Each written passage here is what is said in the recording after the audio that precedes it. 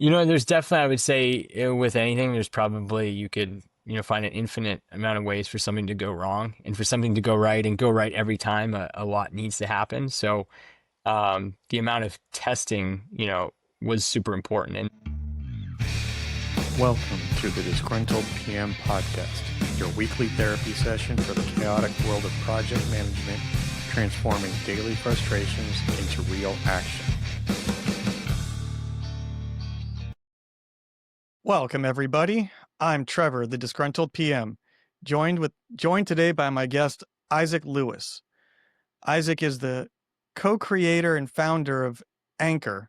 It is a revolutionary cable system for home and major fitness. Ancore is a revolutionary cable system for fitness. Isaac, why don't you go ahead and introduce yourself to the audience, because you can probably do it better than I can. there you go. Well, thanks, Trevor, for having me on. So, yeah, I think the best thing to explain is, what Anchor is, so people understand that first and foremost. So, Anchor, our company, we design, engineer, and assemble and manufacture fitness equipment. And in particular, our flagship line is a patented line of cable machine equipment. So you think of a cable machine at the gym, traditionally with the large weight stack, the pin selector, the pulleys that go around. So you think of that, but then think of all of that massive machine into a small piece of equipment that can fit in your hand, that, the size of a dumbbell. And that is what we offer, in that it is incredibly space efficient. So if you don't have a big area for a big machine like that, space saving is really crucial. Obviously, that brings portability and affordability and all these other factors into play. And we can kind of get into, which customers obviously are very interested or value those attributes very highly. But that's, the core of what Anchor is. We build them all here outside of Boston in Salem, Mass. And Trevor, up to you. Obviously, there's quite a bit of story in terms of how we got to that point. But I figured just explaining what Anchor is and what we build as a starter is helpful. Yeah, I mean, my audience, I know that project managers as a whole, fitness is kind of one of the things that we neglect a lot. And that's one of my passions, is the home gym space. So I've been really interested in your product for a long time, and getting to see it at Home Gym Con really changed my perception of it. And I guess we can start with what makes Anchor unique is you use spring tension, correct? So our first line that we created, and really where we got our first start, was all in a series of torque loaded spring mechanisms that was generating that tension. So that brings me to a very interesting topic, which would be, how did you come up with the study behind the materials to make this? Because you're loading up a spring with a lot of force, and you don't want to create like the bounce back effect where you pull on it and then all of a sudden it shoots back, or there's no tension at all at the end. Mm-hmm. So we had, yeah, definitely there was some trial and error, but I give credit to, my co-founder Nathaniel. So he was the one who I credit with the actual idea of, hey, can we use a combination of this spring tension to create a resistance experience that resembles what we were going for? So initially, when we had gone through that, Nathaniel had worked on different products, building, different machinery involving lasers and other things, and kind of came up with, hey, maybe there's this, type of coil power spring that might be able to work. And then it was figuring out, well, how do you translate that into a smooth resistance that's, repeatable and has some longevity to it? I would say the combination of that with not only creating the tension, making it smooth, but also putting it in a very small package means that there's a lot going on in a little space. And when you have a lot of action, a lot of movement, a lot of friction happening in a small space, obviously it creates other things like heat. And then that gets into the actual heat properties of all the materials around it. So we learned a lot through that process. But to kind of even give you a sense of, one, as you know, in a system, once you change one thing, it's not just a one thing, everything else is going to change. So for example, very early on, and this is when, about 7 years ago, when we were building these in his dad's garage, actually at the time, which, I can give that backstory, but Well, We had, let's pause there for a second because you gave me some pictures and I want to share those with the video with the people who were watching this. yeah, so there's definitely some, So you know, hold on one early, second. early days there. So yeah, So exactly. can you explain what we're seeing here? Yeah, so this is one of the earlier units, but it was shaped a little bit more to, what our first, I would say, production iteration looked like. But this is a test unit that we had mounted in the garage wall. And this is one that we cut it open. And the reason we cut this one open was that the way the cable functions is that traditionally with a cable machine, you have it running through the pulleys up and around, and it doesn't actually need to coil anywhere.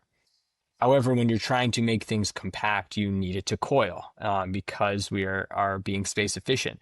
And so when you need it to coil, one is choosing the material of the actual cable is very different because a traditional cable machine usually has some type of either rubber or plastic coating around a piece of steel coil.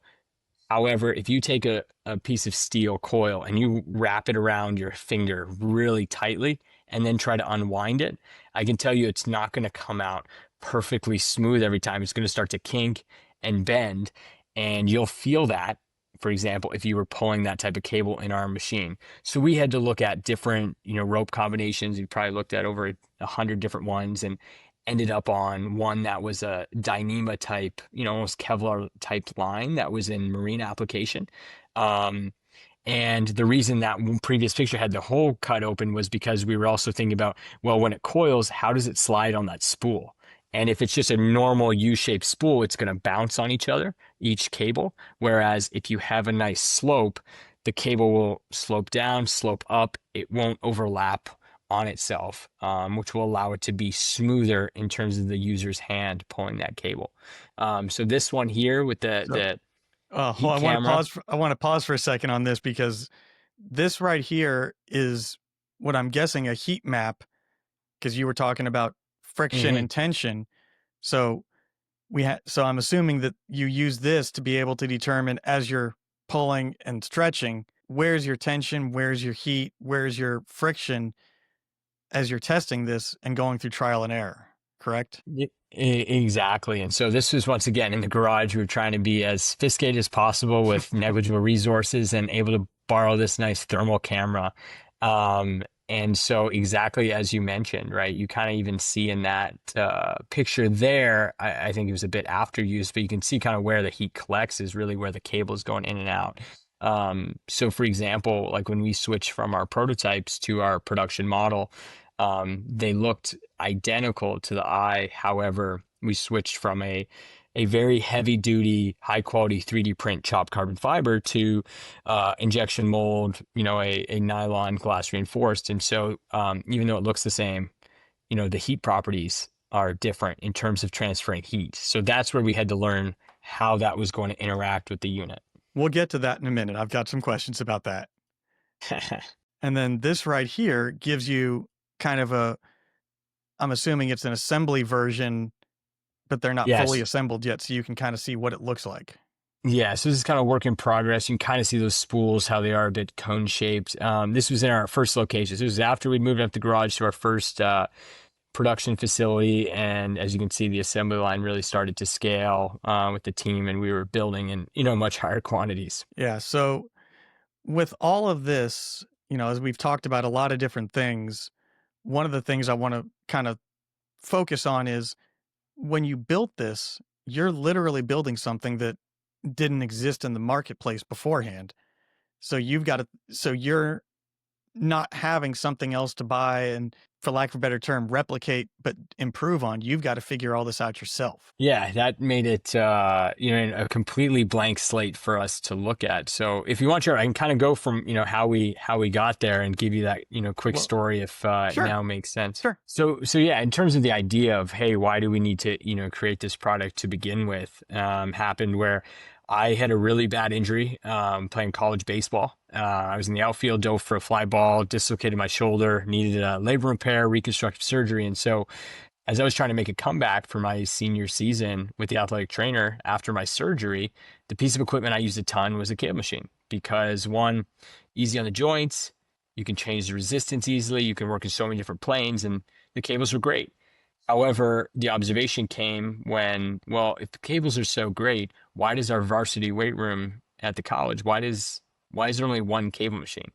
And that gets the points earlier of that they're big, they take up a lot of space, they're bulky, and they're really expensive. A commercial cable machine is thousands of dollars. And so that was the idea. Is there any way to take that cable experience and make it more accessible? So make it smaller, make it more affordable. Can you make the mounts adaptable and still feel smooth?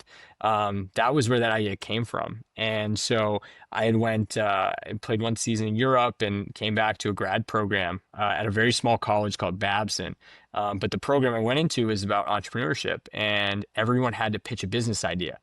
So I can tell you the one idea I had was, hey, I think this, compact, accessible cable machine would be a huge need because I thought there were more people than, just me that would want to experience the benefits of cables without all of that, the barriers of the clutter. Hmm. So that's what I pitched in class. I met a classmate, Nathaniel, and he was the one who came in, and his engineering mind is, second to none. And I give him credit for like that design. And he had a buddy in the town over who had an auto shop. We used his 3D printer to make the first models. And, from there, we really committed to, seeing the feedback from early people of, hey, like, we can probably iterate and make this thing a heck of a lot better than this first version.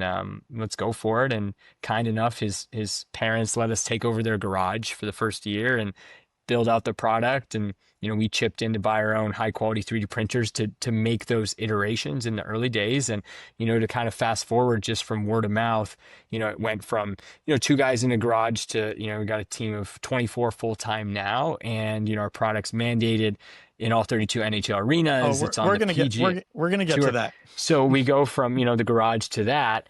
And it's still just the two of us as owners. We don't have any outside investors or venture funds involved. It's just the two of us. It's kind of a sweat equity all the way through. So just to give a sense of kind of where that product idea came, and obviously where it's come to today.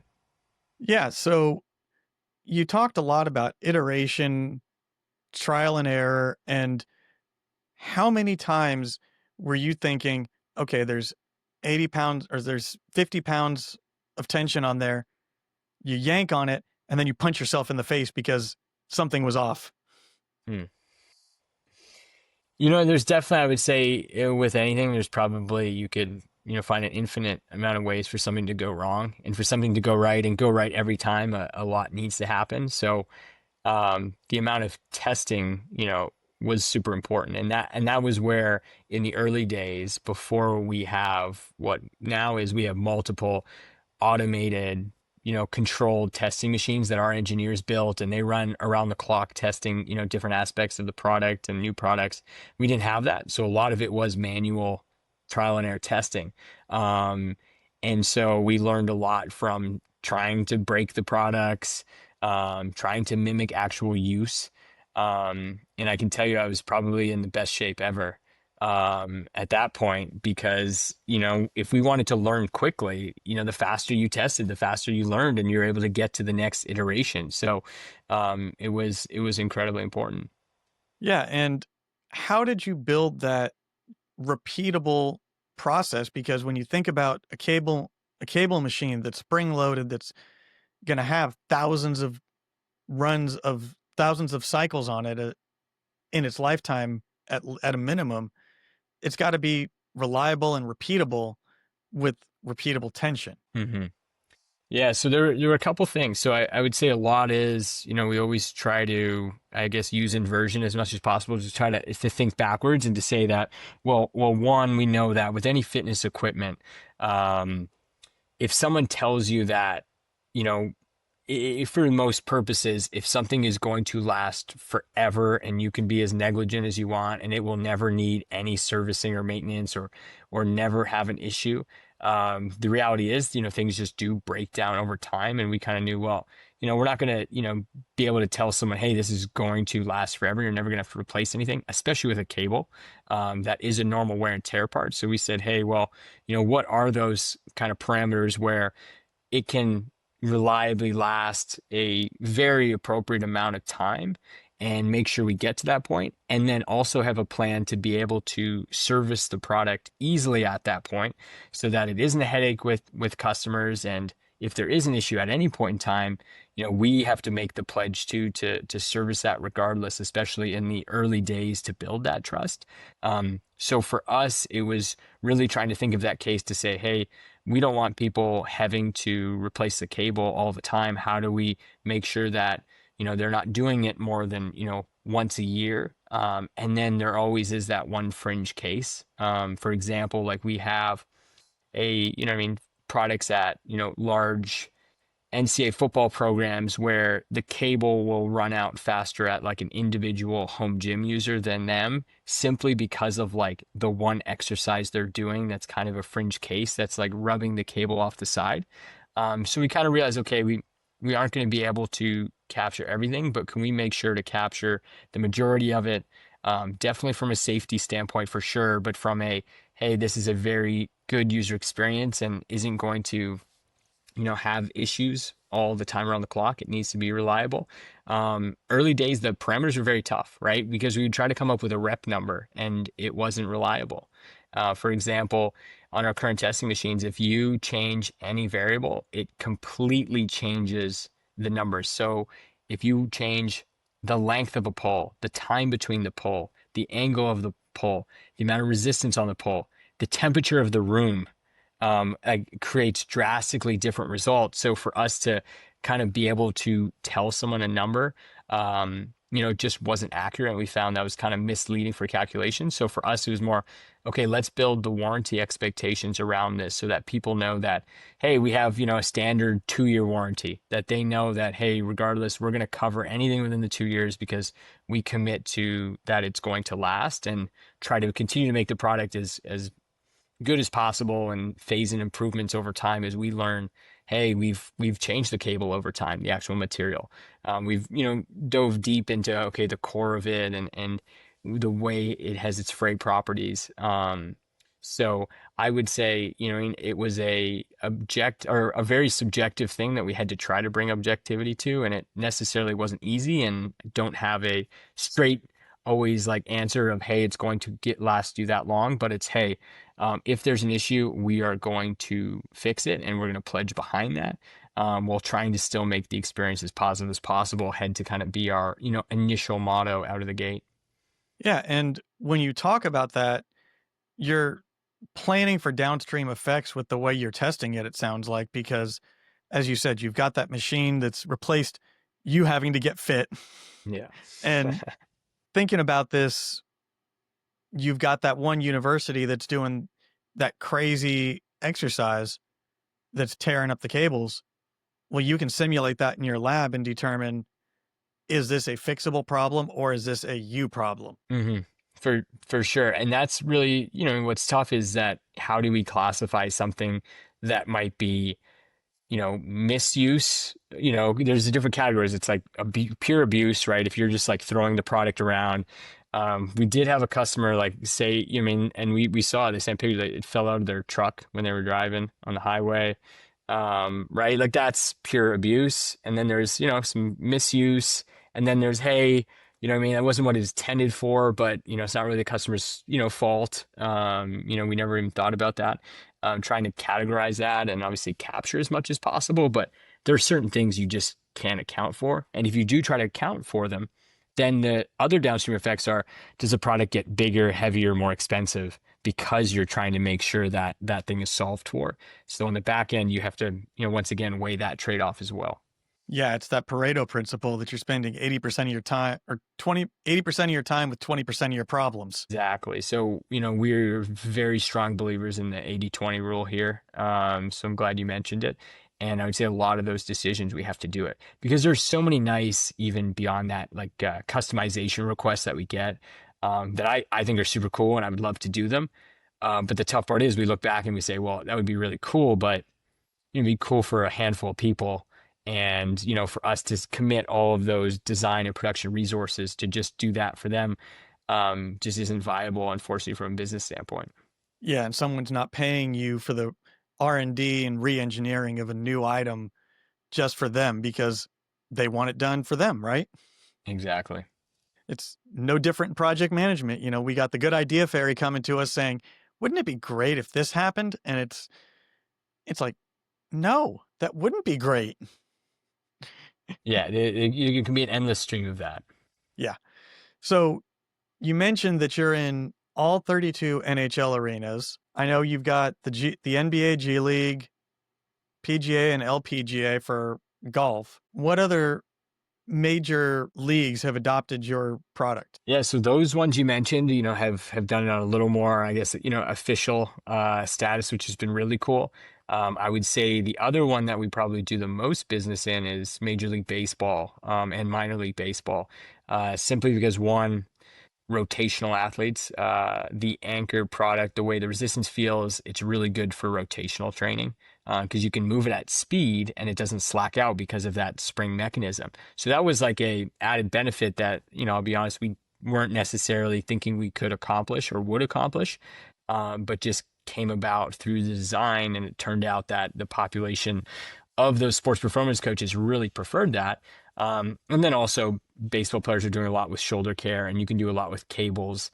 And then in terms of professional baseball, it's just much bigger than other sports simply from a team layout. So, for example, you have, here locally for us, the Boston Red Sox, but you have 5+ minor league teams under them.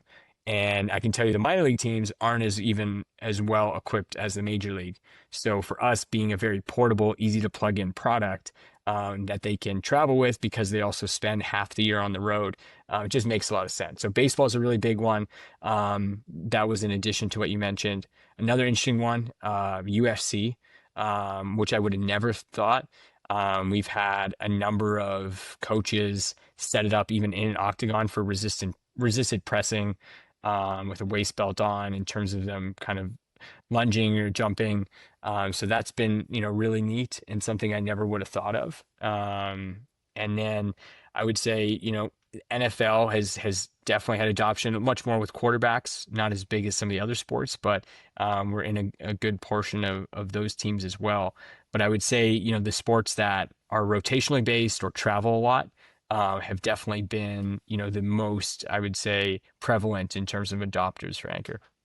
So I want to take a moment and plug the Patreon that I'm got right now, where for $1 a month you can be a part of the low hanging fruit tier, and what that does is that just helps me with keeping the show going, offsetting some of the expenses, and then I also offer the $5 tier, which is drinking the Kool-Aid, and that's for the people that really enjoy the show, really enjoy the guests, such as Isaac, and that includes a bonus episode of anywhere from 20 minutes or 15 to 20 minutes or more, where we take some of the stuff that we're talking about in this episode and we dissect it further. And I ask Isaac actual pointed questions like, how did you scale this? Or I hear you have a new product coming out and you want to tell us how you built the roadmap for that. You know, questions like that come up in the post-mortem interviews, where for $5 a month, you get those answers and you get to hear from these experts that are on the show more about what they do and how they do it. And that also includes back catalog guests as well. So all the guests that have been on the show since it started all have it post-mortem episodes. So I don't know if you knew you were volunteering for that one, Isaac, but you are. Sounds great. I love it. All right. So one of the great things about your product is that it's so portable. A, is that a feature or is it a bug in the fact that it's so small? We definitely, see it as an enhanced feature. I would say it brings definitely a lot of design constraints. So, what we're doing from a, development standpoint. But it is a core element of the unit that, it's easy to move around and it doesn't have the burdensome kind of lock-in that a traditional cable machine would have. So like a lot of our central criteria, revolve around, the product being, like you said, portable. And sometimes, that can get related, to kind of just compactness as well, very similar kind of trait. And then as well for us, the adaptability is super important. And that means the ability to adapt that product to different mounting surfaces. So whether that is a squat rack, whether that is a wall, a pole, a beam, floor, stationary mount. So for us, the more ways that we create a product and its ability to be used in different environments, the better for the customer, the better all around. So those are some of the core tenets. And then the other one that, I think has been super important is the fact that the core mechanism of the product is 100% mechanical. That's something that, we've been very committed to. So you told me before that you've sold anchors in 65 countries. Now, how did you scale up both the production and also the shipping part of that? Because I did a major project with an Israeli company, so I dealt with the red tape of getting tech in from Israel, never mind out of the US back to Israel. What are some of the techniques or challenges you encountered as you were building out that supply chain for global distribution? For sure. And there were a number of things that I would say that was probably an area that I underestimated from the start before we got going because I was so focused on, building the MVP, getting the product proven and getting customers and making sure those customers are happy that, more customers was, oh, we could just kind of brute force it. And, we did for a period of time until, Nathaniel and I started to implement, the first thing was, hey, we need some operation standards here, some SOPs. We need to be able to, create some repeatable processes because just to tell you how early on it was every day we were driving to the UPS store with the boxes, unloading them, bringing them all into the store, right? And then when it gets to a point, it's like this is now like a very difficult, task to just be able to do that in terms of okay, now one of us can't even do it. We need to bring multiple people, and that wasn't at our disposal either. So for us, it was setting up things that could be repeatable was the first thing, right? Is there something that can be repeatable? We need to, be able to set up a pickup at this point. And the fact that we were shipping more packages, UPS was willing to do that. And it's like, okay, let's set that up. And then it came down to like packaging. Okay. What are we going to do for the packaging that's easier because, we were putting in like separate foam inserts. It's like, okay, can we make now it's time like how do we invest a little bit to one, we can make a nicer package, but also it'll be easier to package overall as well. So we're spending less time doing that. One of the things that was difficult to scale that we still have maintained to this day is we still put a handwritten note in every single order with the customer's name and pen on that. And so I can tell you we've made different cards with that. We have a very different process. And before we were writing all these, handwritten notes. We have like an automated queue generator every day that our team manages instead of picking okay which ones are going to get shipped at a certain time and it's a certain time that runs at. So obviously very nitty gritty, just like granular things that are very simple, but in the time when you're just scrambling to just get stuff done, it's amazing how easily you can forget these things. And then what you mentioned, Trevor, too, is I didn't really talk about like obviously the supply chain. So that one to I take a want to step back. I want to stop for a second there because one of the things you brought up, I experienced this in a previous role. I worked for a small specialty clothing company that had like 8 or 10 stores and I ran their e-commerce side and my boss comes to me one day he's like, "I'm tired of sending out USPS boxes and everything. I want our logo on them." So I had to go out and source those, use the and get quotes. And one of the things that we never considered was we were like, let's get this quantity, these sizes, standardize it as best as we could. But we didn't think about the space that it would take to store those things in the warehouse because it was a whole corner of just stacks Yep. of flat boxes and shipping bags. And to your point about when you started thinking about we're going to get foam inserts late custom cut for the product, you probably had to order that in the thousands.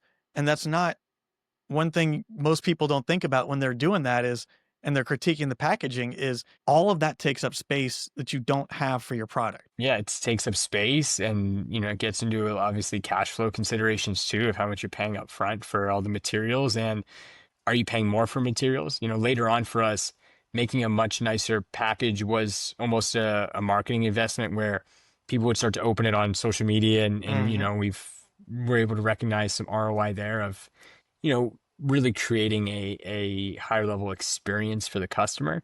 Um, but to your point, yeah, space is a huge issue. Like in the early days when we were in the garage, we had the point where originally we had just a little section in the garage, and then we slowly started to just take over the rest of it and asking his friend, hey, you gotta move your bikes here, you gotta move, we gotta create shipping tables because I mean you need a good table too to be able to pack out. You know what I mean? You can't be doing it all on the floor. You know what I mean? It's too slow, and there's an ergonomic element to it as well when you're doing Mhm. it for multiple hours.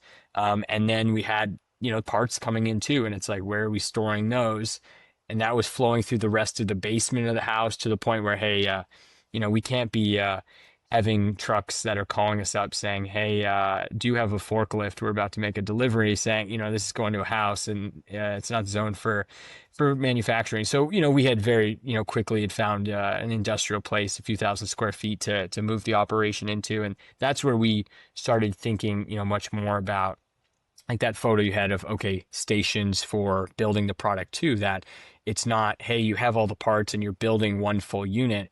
Everything is batched out, so we have different resistance plates, and there's 10 pound, 5 pound, 2.5 pound, and then there's right and left side. So I mean you're building all your five lefts, and we have a set amount of batch work there, and then you're building the other side, and everything kind of comes together as sub assemblies, for the pack outs for us. But those are things that definitely we're able to evolve over time. And I think those difficulties are is that there's just so many tentacle that you can kind of pull on, to make improvements to that. But you need growth, you need more space, you need more square feet, you need more people, you need more systems, you need more tracking.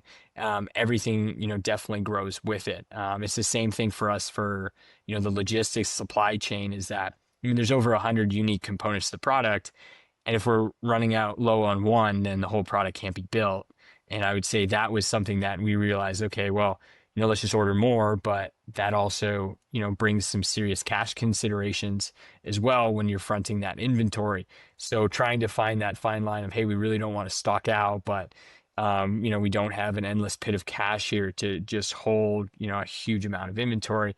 Finding those were definitely growing pains and struggles where, knock on wood, we haven't had, stock out in a very long time, but, there's a period where we were delayed because of that and mismanaging that, and trying to get those long lead time item alerts very early on when we know we're, going to hit a critical number. So it kind of sounds like a standard garage gym to begin with. You start out in the corner and then you're slowly eking your way out. And then all of a sudden, all the cars are in the driveway and there's no space for anything because And it's that all means you're having gym. success. Yes, that means you're having success with Yeah. your garage gym. And let me guess with you mentioned, I think you said what, over 100 components? Yes. All of those are ordered in the exact same quantities, right? I can tell you not at all. Not at all. So, I mean, you got some that are, little D10 pieces where you need 32 of them per unit and different screws and bearings and bolts. And then there's, a bunch of custom injection molded pieces, custom machined pieces, all the cables, the stoppers, and all of those things. Yeah, completely different quantities, and being able to monitor that, is definitely a big task, and a very important one. And hence now we have a director of manufacturing that specifically oversees that element. But early on, that was something we realized like, hey, this is a core function. This is someone, where we need to take the time to hire someone that and that individual's been with us now in their fifth year, in terms of, hey, we needed someone who really was going to grow with this business, that had the experience and capabilities to manage that. Because if we don't manage that, that cuts off, the artery of the company right there. We can't make money if we're not building and shipping product.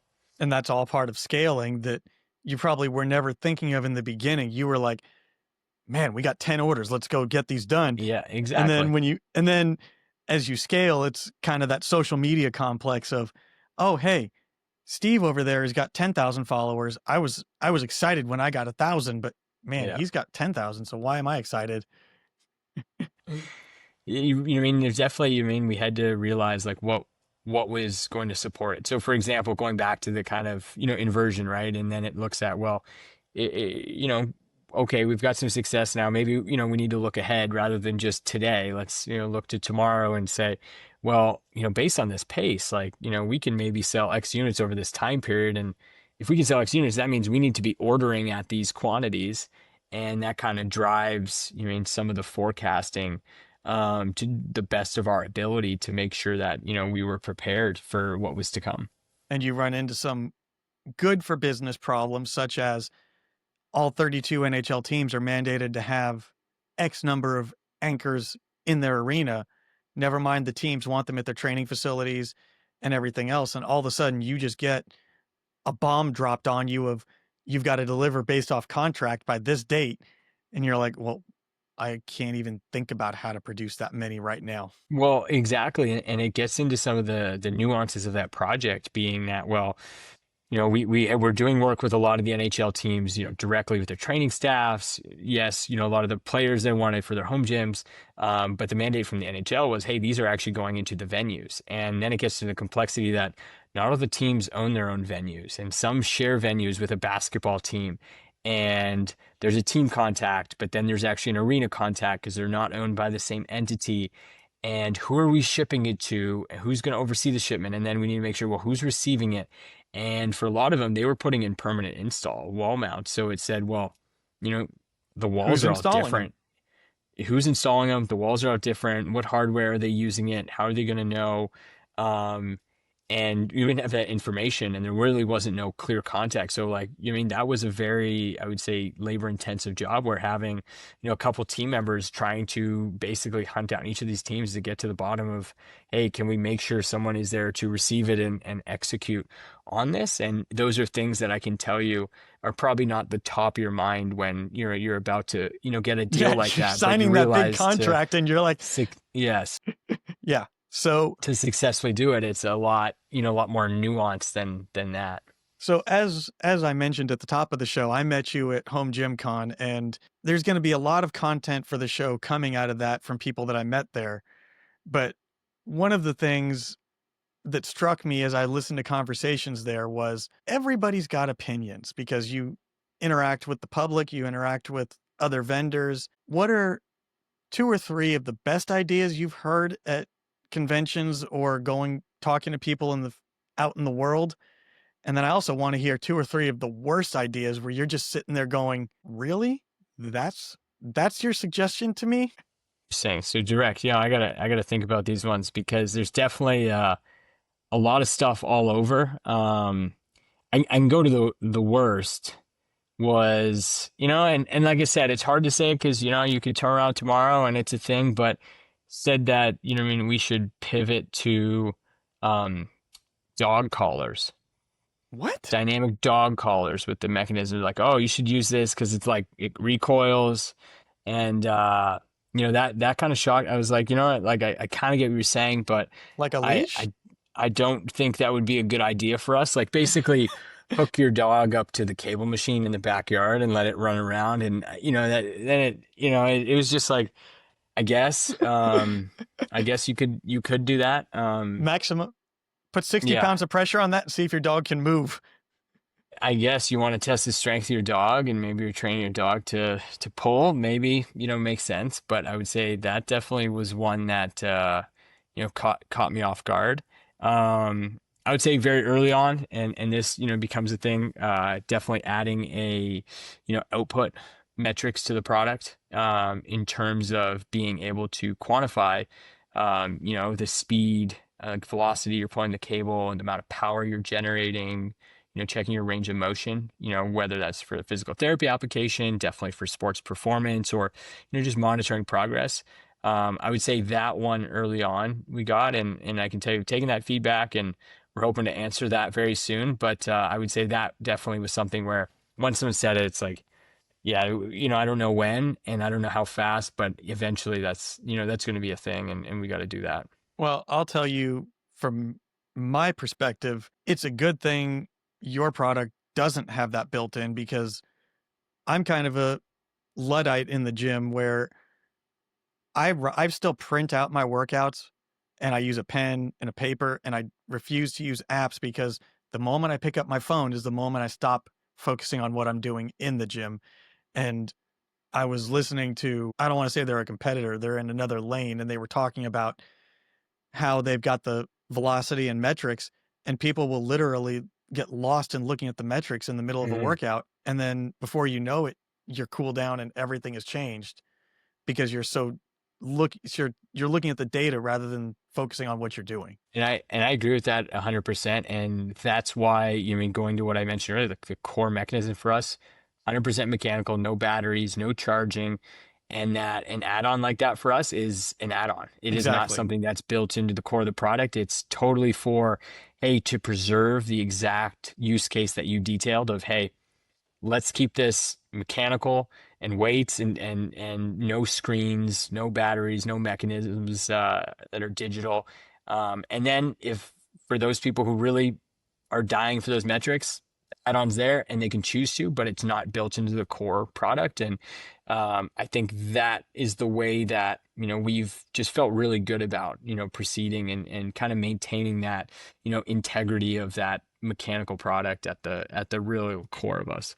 Well, and since the focus of this episode has kind of been downstream effects, every time you add something, you add a feature, you're adding price.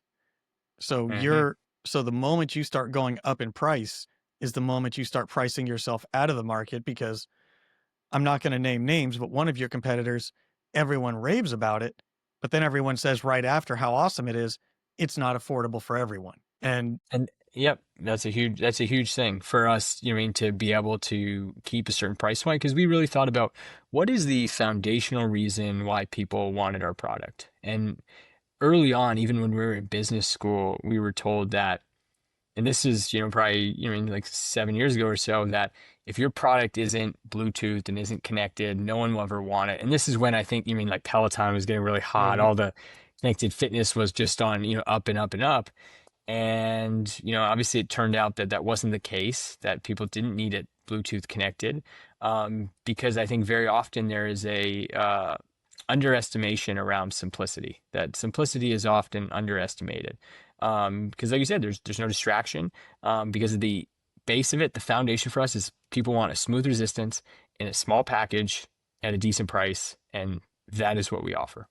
and they want it reliable. And if you add in too many things, it becomes unreliable because you've got to cut corners. Goes back to that saying of you can have it fast, right, or cheap, pick two out of the three. Yep, you And got it. that leads us into, I have, as everyone knows, I have a curated question for every guest. Now, these are fun, so don't get too uptight here, but I know you do a lot of work with social media influencers. If you were to start your own personal channel for funsies, unrelated to Anchor, what would it be called, and what food would you have to consume on every episode? Mm. Yeah, what food on every episode? It would be, I know it right away, Trevor. It would be dates. Ooh, You ever seen like a date? You know that's what I it. mean? Like dates would be my thing. I'm known to that's like my treat of choice is I like to think of it as Earth's candy.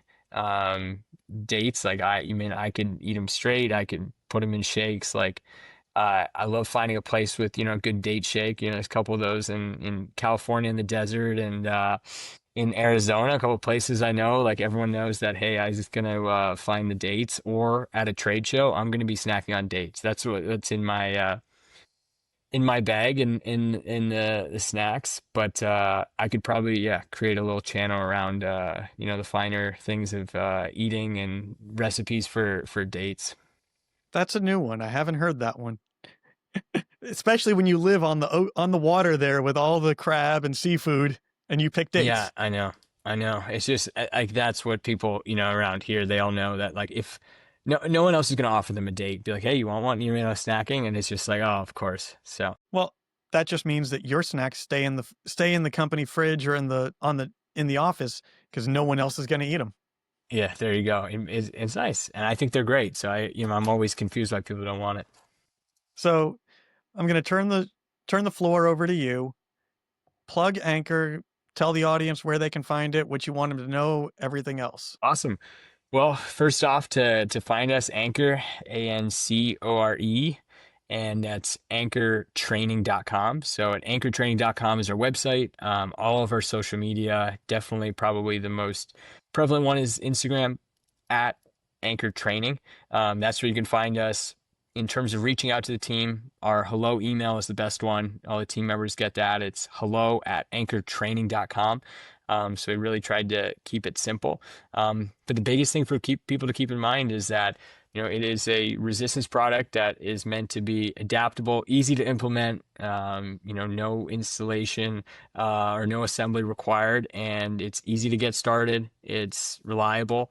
And we've definitely continued to, add and enhance the product over time. So for us, there's just been a commitment to making the product better and also having amazing customer service is kind of been our thing from the onset. So for us, we build them all here in the USA, and we've been super proud of that. So for people to continue to join in that journey and join all the different customers from, like you said, over 65 countries and all the different sports teams, but also, a huge part of our customer base is home gyms. And we love that because technically that's the segment that I fall into. And I've got Anchor in my home gym. And so for us, there's a million ways that, you can adapt and use the product. And that's what we always want to make sure people know, that, it's an easy way to train and train without limits.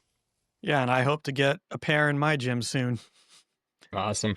So, and I also want to highlight something because I have a lot of international listeners as well. I would say if you're outside the US and you're interested in this in Anchor, reach out to them.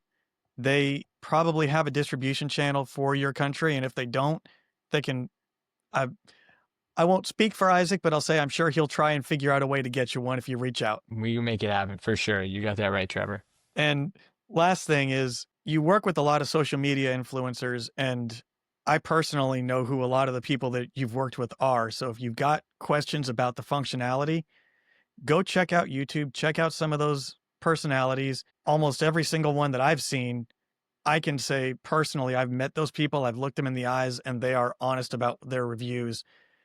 Sometimes to a fault in Isaac's world of going, don't say that.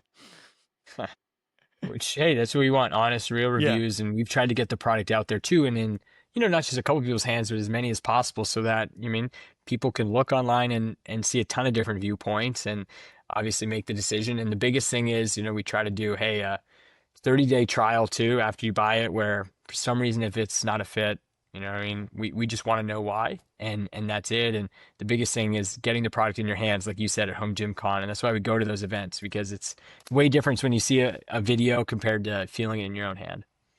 I can vouch for that personally.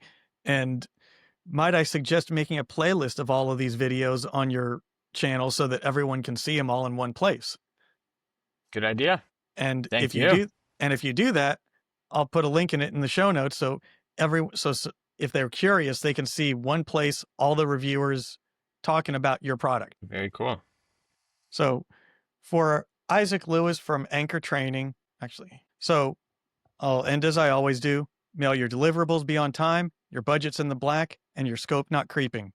For Isaac Lewis from Anchor Training, I'm still Trevor, and I'm still the disgruntled PM.